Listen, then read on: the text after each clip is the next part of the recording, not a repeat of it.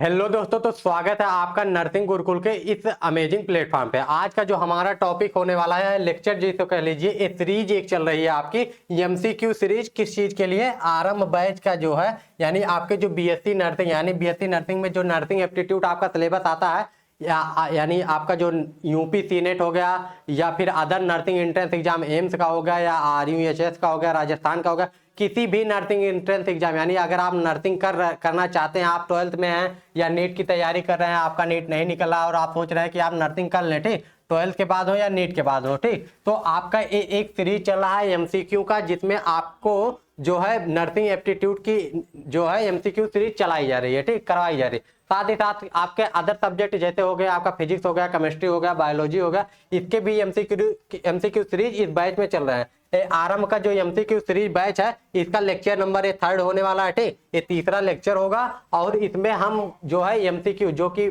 आपके nursing aptitude का जो सिलेबस है उससे रिलेटेड कितने एमसीक्यू हैं, उन एमसीक्यू के बारे में डिटेल में डिस्कशन करने वाले हैं। तो चलिए आगे बढ़ते हैं और बात करते हैं इस सीरीज के बारे में, ठीक।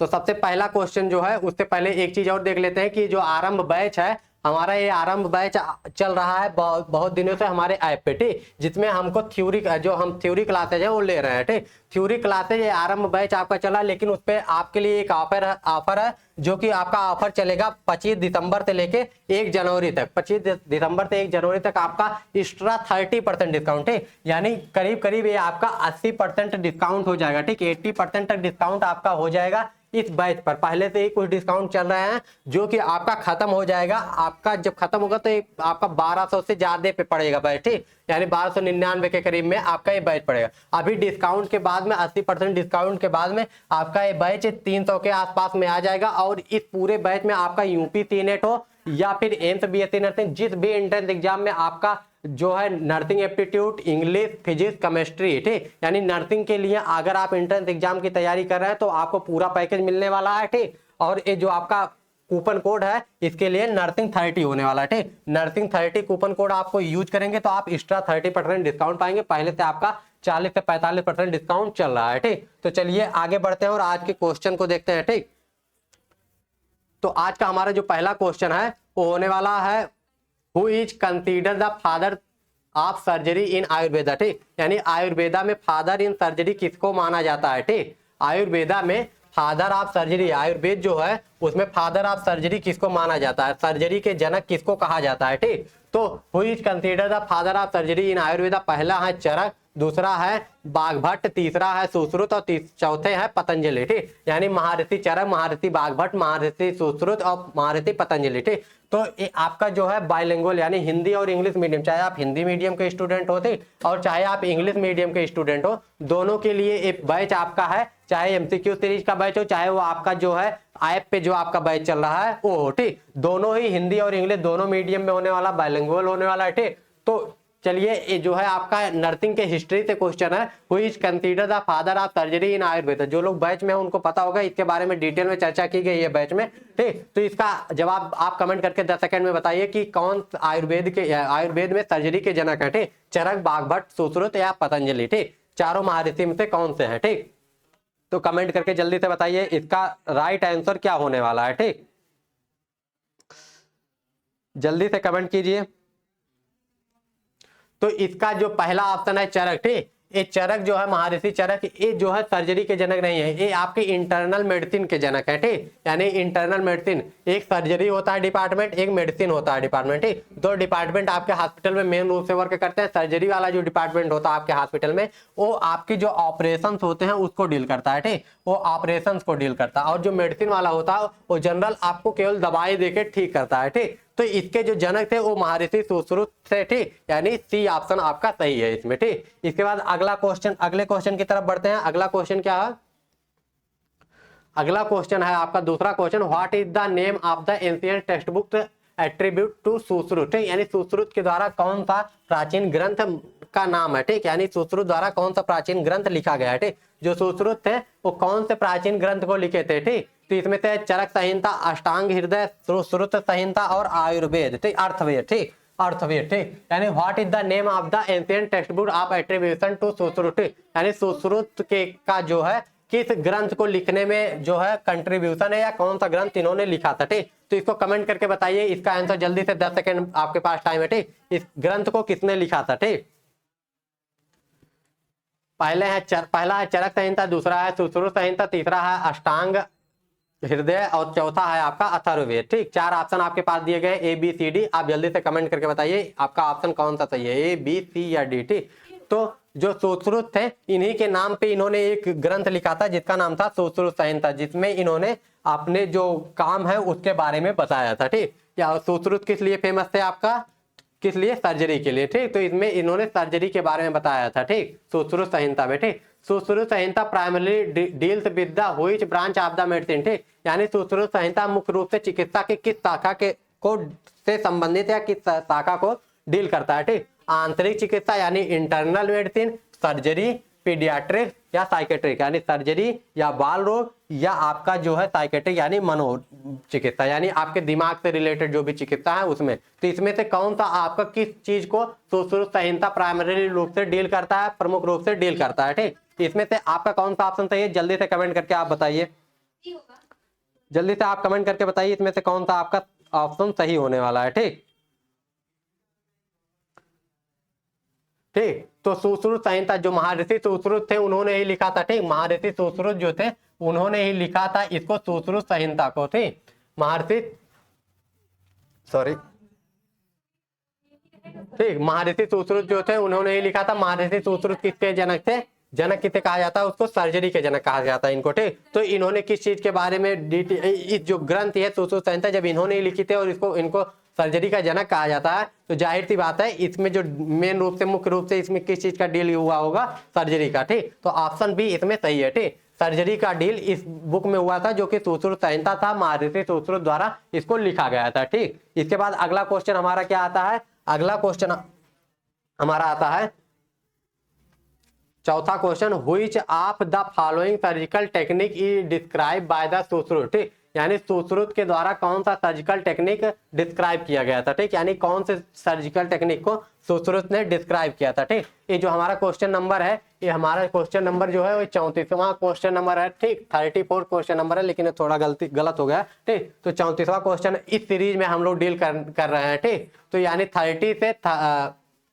आपका जो है 30 से 45 क्वेश्चन तक इस लेक्चर में हम लोग डील करने वाले हैं, ठीक। 30 से 45 नंबर तक क्वेश्चन डील करने वाला है और इस पूरे सीरीज में हम लोग कम से कम 500 MCQ और 500 ही PYQ सीरीज डील करने वाले हैं। तो सबसे पहले MCQ का सीरीज चला है, इसके बाद प्रीवियस ईयर क्वेश्चन के भी सीरीज आएंगे, ठीक। तो आप लोग अगर चैनल पे नए हैं तो चैनल को सब्सक्राइब कर लीजिए और नर्सिंग एप्टीट्यूड जो आपका सिलेबस है, ठीक, नर्सिंग एप्टीट्यूड जो आपका सब्जेक्ट है, ठीक, नर्सिंग एप्टीट्यूड, ये आपके सिलेक्शन में बहुत इंपॉर्टेंट है। बार बार हम कह रहे हैं कि ये आपके सिलेक्शन में बहुत ही इंपॉर्टेंट रोल प्ले करने वाला है, क्योंकि आपका जो फिजिक्स केमिस्ट्री बायो है उससे 120 नंबर आते हैं, ठीक। और इस बार जो आपका कट ऑफ गया है यूपी BSc नर्सिंग में, ठीक, यूपी BSc नर्सिंग में जो आपका कट ऑफ गया हो 142 नंबर गया है, ठीक। यानी इसके नीचे किसी को एक भी गवर्नमेंट कॉलेज नहीं मिले, चाहे वो आपका ऑटोनोमस हो या कोई बढ़िया BRD या KGMU जैसा मेडिकल कॉलेज हो, ठीक। तो इसके लिए आपको नर्सिंग एप्टीट्यूड और इंग्लिश दोनों पे फोकस करना होगा, ठीक। यानी जो नीट वाले बच्चे हैं उनको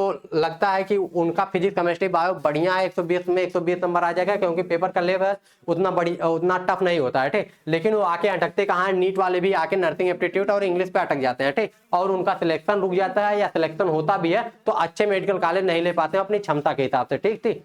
तो अगर आप नीट वाले हो या आप 12th के बाद आए हो, ठीक, 12th के बाद आए हो, दोनों के लिए आपका ये सीरीज होने वाला है। आप इस सीरीज को पूरा बढ़िया से एक एक क्वेश्चन को देख लीजिए, मेरी गारंटी है कि इससे बाहर एक भी क्वेश्चन नहीं आएगा, ठीक। तो एक आपका क्वेश्चन क्या है, which of the following surgical technique is describe by Sushruta, ठीक। यानी प्लास्टिक सर्जरी, लिथेटॉमी यानी रिमूवल ऑफ ब्लैडर स्टोन, ठीक, यानी मूत्राशय की जो पथरी है उसको हटाना, लिथेटॉमी। इसके बाद आता है राइनोप्लास्टी, नाक का पुनर्निर्माण, मतलब राइनोप्लास्टी जो होता है रिकंस्ट्रक्शन ऑफ नोज, नोज में अगर आपको कोई भी दिक्कत है या आपका नोज का शेप जो सही नहीं है तो उसके लिए राइनोप्लास्टी कराई जाती है, ठीक। इसके बाद आपका जो लिथोटॉमी है, इसमें क्या हो, मूत्राशय में अगर पथरी हो, ठीक, यानी आपका जो ब्लैडर होता है, जो यूरिन ब्लैडर होता है उसमें अगर आपकी पथरी होती है तो उसके लिए कौन सी सर्जरी की जाती है, लिथोटॉमी, ठीक। इसके बाद आपका लास्ट ऑप्शन जो है उपरोक्त सभी। तो इसमें से आपका क्वेश्चन क्या था, निम्नलिखित में से किस शल्य चिकित्सा तकनीक का वर्णन किया है, ठीक, यानी सुश्रुत ने किस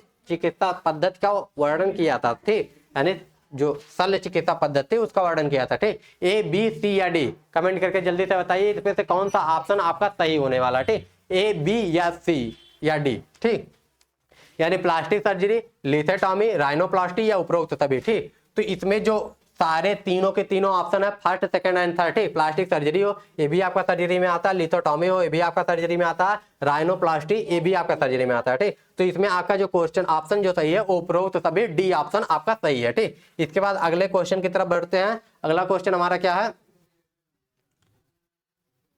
हमारा 35वां क्वेश्चन होने वाला है, what instrument was extensively use by the Sushruta for the surgical procedure, ठीक, यानी सर्जिकल प्रोसीजर यानी शल्य चिकित्सा की प्रक्रिया जो थी इसमें सुश्रुत के किस उपकरण का बड़े पैमाने पर उपयोग किया, ठीक। महर्षि सुश्रुत जो थे वो किस जो है इसमें से कौन सा उपकरण ऐसा था जिसका उपयोग सबसे ज्यादा किया था, ठीक, इसका स्काल्प्स थे या फॉरसेप्स थे, ठीक, या प्रोब था, ठीक, यानी ये तीन ऑप्शन है, या तो चौथा आपका ऑप्शन है ऑल ऑफ द एबव, ठीक। तो इसमें जो स्काल्प या फॉरसेप या प्रोब्स होते हैं जब आप नर्सिंग करने जाएंगे, जब आप ओटी में ड्यूटी करेंगे, ठीक, यानी ऑपरेशन थिएटर में सर्जरी जब करने हैं वहां पे जब आप ड्यूटी करेंगे तब ये आपको दिखाई देंगे। आपको फर्स्ट ईयर में जब आप नर्सिंग में रहेंगे तब भी आपको ये सारे जो इंस्ट्रूमेंट है ये नहीं दिखाई देंगे। आप जब ये सेकंड ईयर में जाएंगे, सेकंड ईयर में जब आपकी ओटी में ड्यूटी लगेगी तब आपको ये सारे इंस्ट्रूमेंट जो है वो दिखाई देंगे, ठीक। तो आपका क्वेश्चन कहता है शल्य चिकित्सा प्रक्रियाओं के दौरान सुश्रुत द्वारा किस उपकरण का बड़े पैमाने पर उपयोग किया जाता है, स्केल पर सॉरी फॉरसेप, ठीक है गलत लिखा हुआ है, ठीक। इसके बाद प्रोब्स और ऑल ऑफ द अबव यानी उपरोक्त में से सभी। तो ये सारे जो इंस्ट्रूमेंट है आपके सर्जरी में उपयोग किए जाते हैं, पहला दूसरा और तीसरा, ठीक। तो इसमें जो ऑप्शन आपका है वो उपरोक्त सभी, ठीक। हिंदी इसमें गलत लिखी हुई है तो हिंदी पर ध्यान मत दीजिएगा, ठीक।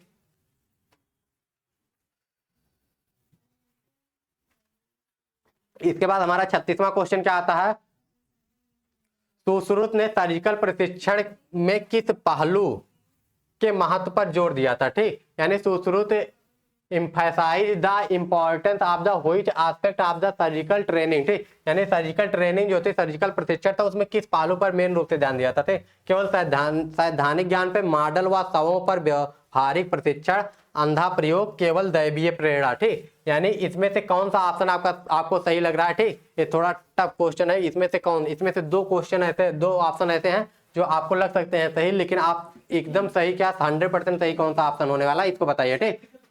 सुश्रुत ने सर्जिकल प्रशिक्षण के कौन से पहलू पर मेन रूप से ध्यान दिया था, ठीक। तो इसका ऑप्शन को आप जल्दी से कमेंट करके बताइए, 10 सेकंड आपके पास टाइम है।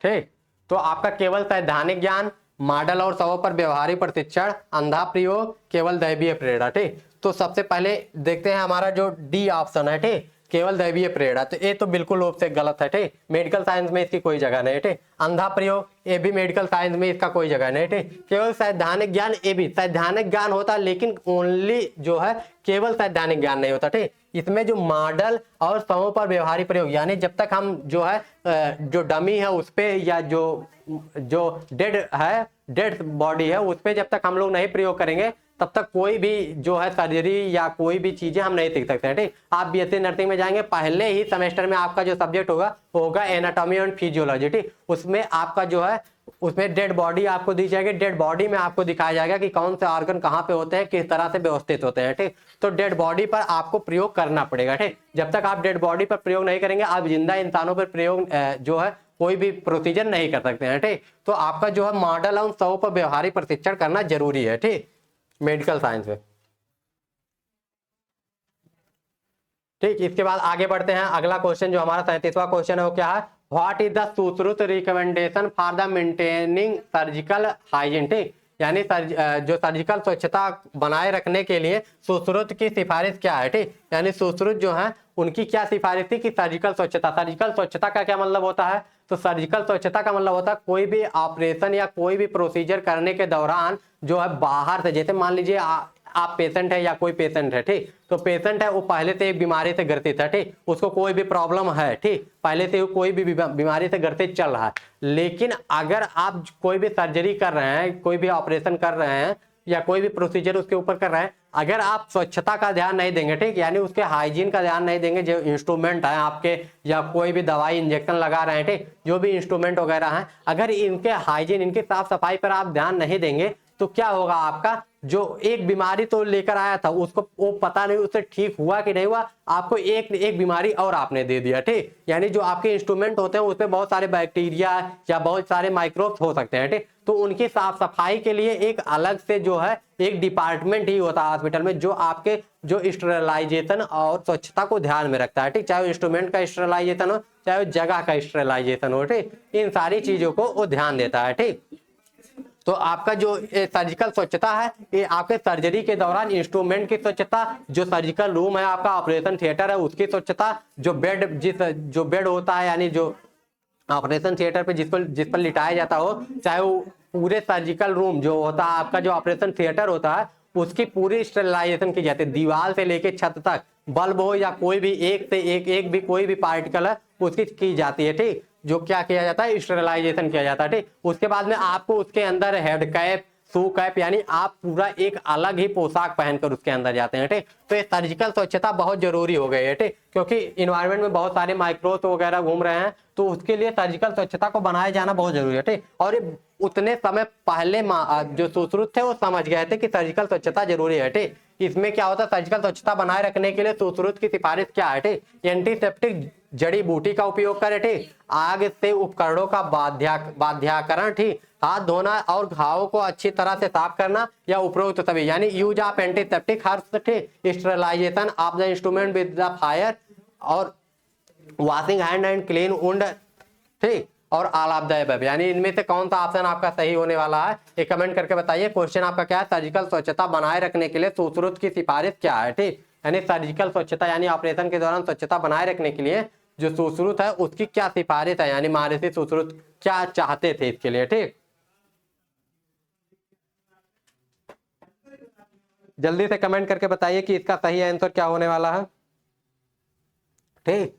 तो इसमें पहला ऑप्शन है एंटीसेप्टिक जड़ी बूटियों का उपयोग, ठीक, पहला है एंटीसेप्टिक जड़ी बूटियों का उपयोग, ये भी ऑप्शन आपका सही होने वाला, ठीक। आग से उपकरणों का बाध्यकर, पहले के समय में जो है बड़े बड़े इंस्ट्रूमेंट नहीं हुआ करते थे जिससे कि कोई भी स्टेरिलाइजेशन माइक्रोब्स को जो इंस्ट्रूमेंट है, ठीक, उससे मारा जा सके, ठीक, तो आग उस समय आग का यूज होता था, तो आग से उपकरणों का बाध्यकरण, ठीक। इसके बाद हाथ धोना और घावों को अच्छी तरह से साफ करना, ठीक, ये तो इंपॉर्टेंट है ही कि कोई भी घाव को भरने में अगर आप साफ सफाई का ध्यान रखेंगे तो होगा, ठीक। तो इसमें ऑप्शन जो है आपका डी सही होने वाला है, ठीक, उपरोक्त तभी ये सारी चीजें उसमें देखी जाती है, ठीक। इसके बाद आता है अगला जो Sushruta classified disease based on what factor, ठीक, यानी सुश्रुत जो थे वो किन कारकों के आधार पर रोगों का वर्गीकरण किया था, ठीक, यानी सुश्रुत ने किन कारकों के आधार पे जो है रोगों का वर्गीकरण किया था। सबसे पहला ऑप्शन है आपका त्रिदोष, ठीक, यानी ट्राइडोजेट, ठीक, यानी बीटा पिट्टा एंड कप्पा, ठीक, यानी वात पित्त और कफ के आधार पे, ठीक,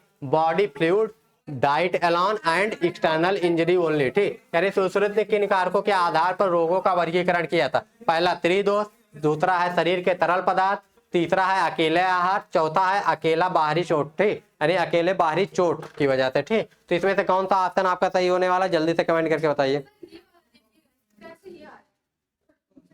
ठीक। तो सुश्रुत किन कारकों के आधार पर रोगों का वर्गीकरण किया था, ठीक, पहला तो है त्रिदोष, ठीक, वात पित्त कफ, दूसरा है शरीर के तरल पदार्थ, तीसरा है अकेला आहार, चौथा है केवल बाहरी चोटें, ठीक। तो इसमें जो आपका ऑप्शन सही है वो 8वां ऑप्शन सही है, पहला ऑप्शन जो सही है 38वां क्वेश्चन है त्रिदोष, ठीक, वात पित्त और कफ के आधार पर पहले रोगों का क्लासिफाई किया गया था कि वात से रोग होते हैं, कफ का रोग होता है, ठीक, ठीक, और एक कफ का रोग होता है, ठीक, एक पित्त का रोग होता है। तो पहले जो महर्षि लोग थे, ठीक, इनको इतना नॉलेज तो था लेकिन इन्होंने जो नाम रखे थे वो अलग अलग रखे थे, ठीक। तो इसके बाद अगला क्वेश्चन क्या होने वाला, अगला क्वेश्चन की तरफ बढ़ते हैं, 39वां क्वेश्चन इस सीरीज का, ठीक, which technique describe by the Sushruta is considered one of the earliest example of the reconstructive surgery, ठीक, यानी जो सुश्रुत द्वारा वर्णित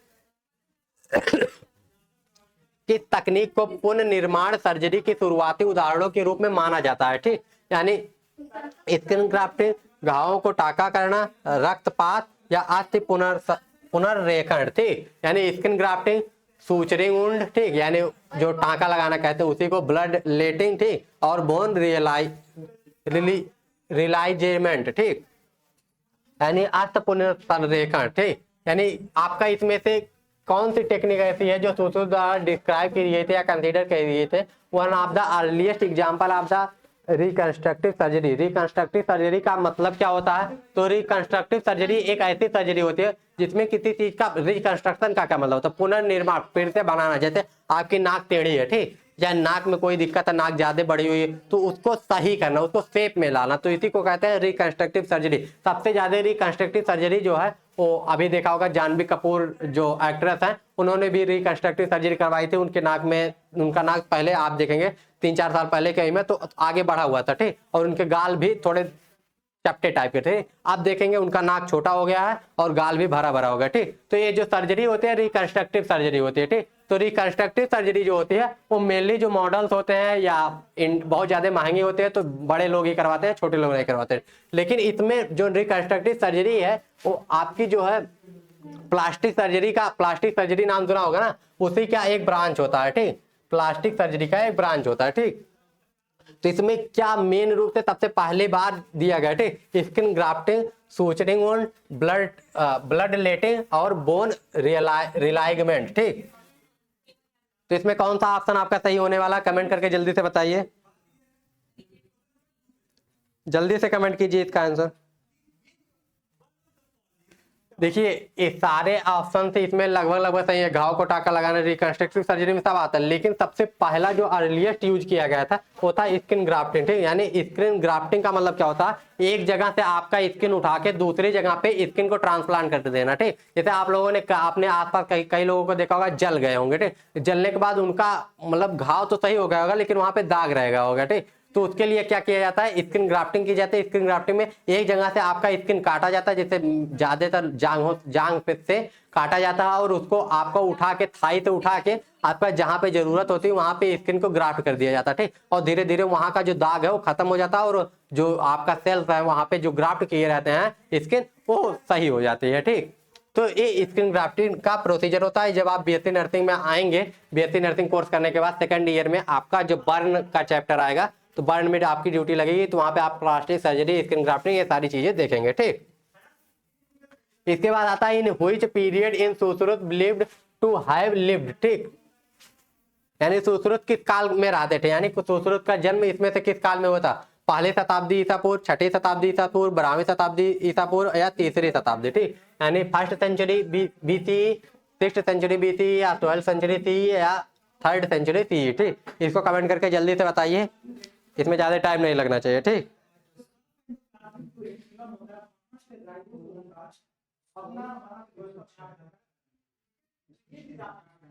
पहली सेंचुरी, छठी सेंचुरी, 12वीं सेंचुरी, 3rd सेंचुरी सी, ठीक। इसमें आपका जो ऑप्शन बी है वो सही होने वाला है, 3rd सेंचुरी, ठीक। तो आप ये 3rd सेंचुरी में आए थे आपका जो है सुश्रुत, ठीक। इसके बाद अगला क्वेश्चन क्या आता है इसमें? Who is the consider the author of the चरक संहिता, ठीक। चरक संहिता के अथर कौन थे, यानी चरक संहिता को जो है किसने लिखा था, ठीक। बीएससी नर्सिंग एक ऐसा कोर्स है, ठीक, जिसमें आपको नीट नहीं देना पड़ता, ठीक। यानी विदाउट नीट आप जो है without NEET national eligibility entrance test, ठीक, इसको बिना दिए आप एक अच्छी जॉब वाली नौकरी कर सकते हैं, सिर्फ आप एक ग्रेजुएशन का कोर्स करके, ठीक। यानी आप बीएससी नर्सिंग करके अगर आपको मेडिकल फील्ड में आपको कैरियर बनाना है, ठीक, और आपको नीट देने में देखा नीट जो है बहुत टफ हो गया आज के समय में, ठीक, कंपटीशन बहुत ज्यादा बढ़ गया। लेकिन बीएससी नर्सिंग एक ऐसा कैरियर अपॉर्चुनिटी है जो आपको बीएससी नर्सिंग अगर आप कर लेते हैं, 4 साल का आपका कोर्स होता है, ठीक। 4 साल के कोर्स के बाद में आपकी जो पहली सैलरी होगी किसी भी गवर्नमेंट इंस्टीट्यूट में वो 63,000 से शुरू होगी, ठीक। अगर आप यही केजीएमयू लखनऊ वगैरह में जाते हैं, ठीक, केजीएमयू राज मनोहर लोहिया, ठीक, केजीएमयू यानी किंग जॉर्ज मेडिकल यूनिवर्सिटी जो है, तो यहाँ पे आपकी जो सैलरी पहली सैलरी आपके हाथ में आएगी वो 80,000 के आसपास में आएगी, ठीक। और अगर आप एम्स जैसे इंस्टीट्यूट में जाते हैं, जैसे आपका नई दिल्ली एम्स हुआ, ठीक, एम्स गोरखपुर हुआ, ठीक, एम्स रायबरेली हुआ, ठीक, एम्स दरभंगा हुआ, एम्स जितने भी हैं आपके एम्स पटना हुआ, ठीक। तो ये सारे जो एम्स हैं आपके तो इस एम्स में आपकी पहली सैलरी जो होगी 85 की होगी, ठीक, 85 की, यानी 85,000 से ज्यादा आपकी पहली सैलरी होगी केवल एक ग्रेजुएशन का 4 साल का कोर्स करने के बाद में, ठीक। तो ये बहुत अच्छा करियर अपॉर्चुनिटी है। अगर आप 2 साल 3 साल नीट में ड्रॉप लिए हैं और आप सोच रहे हैं कि कोई अच्छा सा मेडिकल में करियर बना सके, कोई अच्छा जॉब और आपको जल्दी से जल्दी जॉब मिल जाए, तो इसमें सिर्फ आपको बीएससी नर्सिंग करनी है, बस 4 साल की, ठीक। उसके बाद में आप हर साल आपका नॉर्सेट का 2 बार एग्जाम होता है, यानी एम्स के लिए आपका 2 बार एग्जाम होगा, ठीक। यानी अगर आप एम्स में नर्सिंग ऑफिसर बनना चाहते हैं, ठीक, ठीक, एम्स में अगर आप नर्सिंग ऑफिसर बनना चाहते हैं तो साल में 2 बार आपका एग्जाम होता है, ठीक। नॉर्सेट नाम है एग्जाम का, ठीक। तो आपकी सैलरी बहुत अच्छी होने वाली है। इसीलिए अगर आप सोच रहे हैं कि आपको एमबीबीएस के अलावा अगर आपका नीट नहीं कर रहा, कोई अदर कैरियर ऑप्शन चूज कर रहे हैं, तो बीएससी नर्सिंग बहुत अच्छा है, ठीक। लेकिन यूपी का बीएससी नर्सिंग, अगर उत्तर प्रदेश का स्पेशली बात किया जाए, ठीक, उत्तर प्रदेश के बीएससी नर्सिंग की बात की जाए, तो इसमें 5 सब्जेक्ट आते हैं। आपका फिजिक्स आता है, केमिस्ट्री आता है, बायोलॉजी आता है, ठीक। इसके बाद आपका आ जाता है एक सब्जेक्ट होता है नर्सिंग से रिलेटेड, नर्सिंग एप्टीट्यूड, जो कि अभी क्लासेज आपकी चल रही है, और एक इंग्लिश का आ जाता है, ठीक। सबके 40-40 क्वेश्चन आपके आते हैं, ठीक।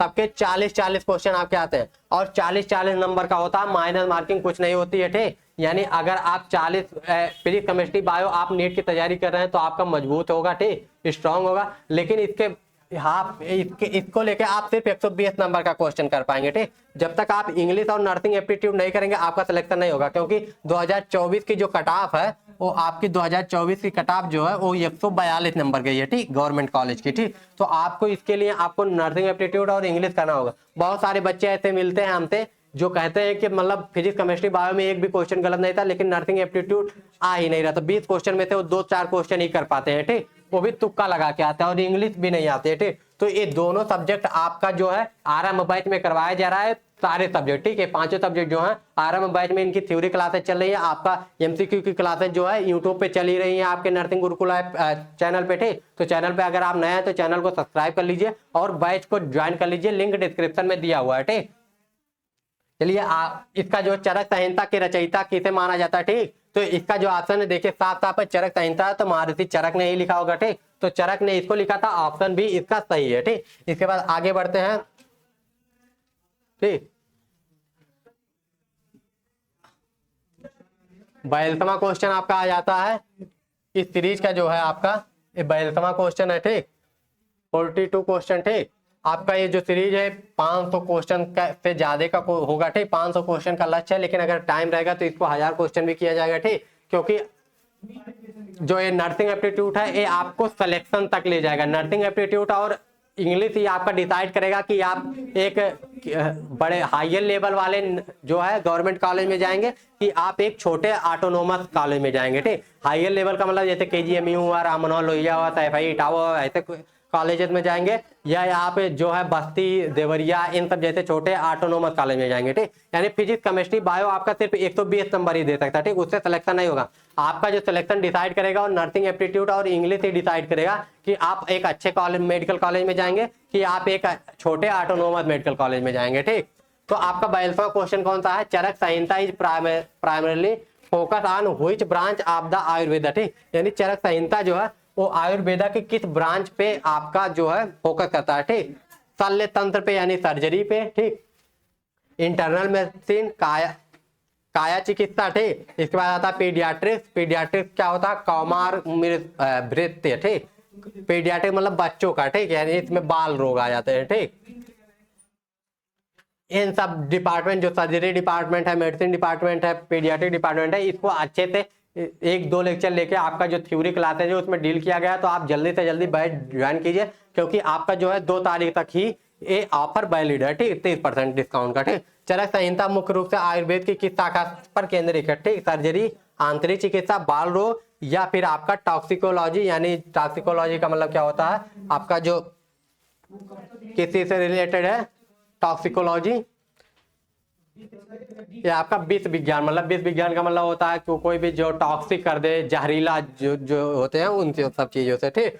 तो आपका जो है इसमें से कौन सा ऑप्शन आपका सही होने वाला है, चरक संहिता मुख्य रूप से किस पे, आंतरिक चिकित्सा पे, ठीक, काया चिकित्सा पे, ठीक। देखिए चरक संहिता और एक था अभी सुश्रुत संहिता। ठीक, सुश्रुत संहिता तो सर्जरी, सुश्रुत महारथी सुश्रुत जो थे वो सर्जरी के थे। ठीक, और ये जो आंतरिक चिकित्सा यानी काय चिकित्सा यानी जो मेडिसिन दवाइयों से जो ठीक करने वाले थे वो महारथी चरक थे। ठीक, तो इंडिया में भी बहुत से महान महान चिकित्सक हुए हैं, ये 2 लोग हाईलाइट हुए, बाकी हाईलाइट नहीं हुए, लेकिन बहुत से लोग थे। ठीक, तो इसके बाद आता है what is the main subject of the Charaka Samhita. ठीक, चरक संहिता का मेन सब्जेक्ट क्या आता है? Anatomy, pharmacology. ठीक, अब एनाटॉमी क्या होता है? जिसमें हम शरीर के स्ट्रक्चर के बारे में पढ़ते हैं। ठीक, फार्मेकोलॉजी ऐसा सब्जेक्ट होता है जिसमें हम दवाइयों के बारे में पढ़ते हैं। ठीक, मेडिसिन एंड ट्रीटमेंट, इसमें हम पढ़ते हैं कि दवाइयों का कहाँ कैसे किस रोग में कैसे उपयोग करना है। ठीक, यानी किस डिजीज में हमको कैसे उपयोग करना है, इसको हम मेडिसिन एंड ट्रीटमेंट में देखते हैं। ठीक, और एस्ट्रोलॉजी जो थी इसका तो कोई लेना देना ही नहीं है मेडिसिन से। ठीक, तीनों ऑप्शन में से आप बताइए, एक ऑप्शन हमने कम कर दिया, एनाटॉमी, फार्मेकोलॉजी, चिकित्सा विज्ञान। ठीक, चरक संहिता मुख्य रूप से किस पे है? ठीक, तो चरक संहिता का जो ऑप्शन है वो ऑप्शन सी सही होने वाला आपका।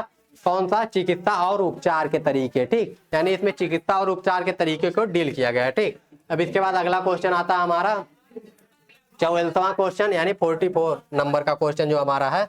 44वां क्वेश्चन जो है, which king is said to have preserved Charaka Samhita. ठीक, यानी कहा जाता है किस राजा ने चरक संहिता का संरक्षण किया था? ठीक, चंद्रगुप्त मौर्य, कनिष्क, अशोक। ठीक, और हर्ष। ठीक, इसमें से कौन से राजा थे जिन्होंने चरक संहिता को संरक्षित किया था, यानी चरक संहिता को बचाया था मुगलों और अदर एम्पायर से? ठीक, तो जल्दी से कमेंट करके बताइए इसका सही ऑप्शन क्या होने वाला है।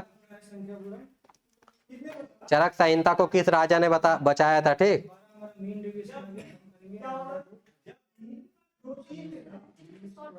ठीक, तो जो थे अशोक, चंद्रगुप्त अशोक जो है सॉरी जो सम्राट अशोक थे, सम्राट अशोक जो थे इन्होंने क्या किया था? इन्होंने एक काम तो बहुत अच्छा किया था, हॉस्पिटल वगैरह इन्होंने सबसे पहले भारत में बनवाए थे। ठीक, इससे पहले मनुष्यों या जानवरों किसी के लिए हॉस्पिटल नहीं था, इन्होंने पहले सबसे पहली बार में हॉस्पिटल बनवाए। ठीक, इसके बाद आते हैं चंद्रगुप्त मौर्य हो गए, कनिष्क हो गए। ठीक, तो इसमें ऑप्शन जो है आपका कनिष्क सही है। ठीक, ये याद कर लीजिएगा कि चरक संहिता को किसने संरक्षित किया था। ठीक, इसके बाद अगला क्वेश्चन हमारा क्या आता है? अगला और इस लेक्चर का लास्ट क्वेश्चन जो हमारा है 45वां क्वेश्चन इस सीरीज का, वो है Charaka is known for the emphasising which key component of treatment in Ayurveda. ठीक, यानी चरक को आयुर्वेद में उपचार के किस प्रमुख घटक पर जोर देने के लिए जाना जाता है? ठीक, यानी सर्जरी, निदान, आहार और जीवन शैली प्रबंधन। ठीक, और